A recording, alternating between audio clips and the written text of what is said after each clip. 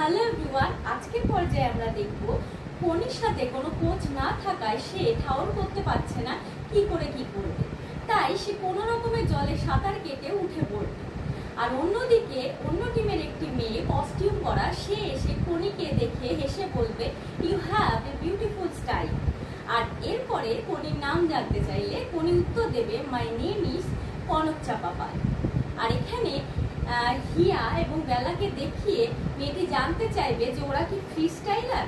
যেহেতু কনির হিন্দি এবং ইংরাজি কোনোটাই সরগর ছিল না, তাই সে বিষয়টাকে হেসে উড়িয়ে দেবে।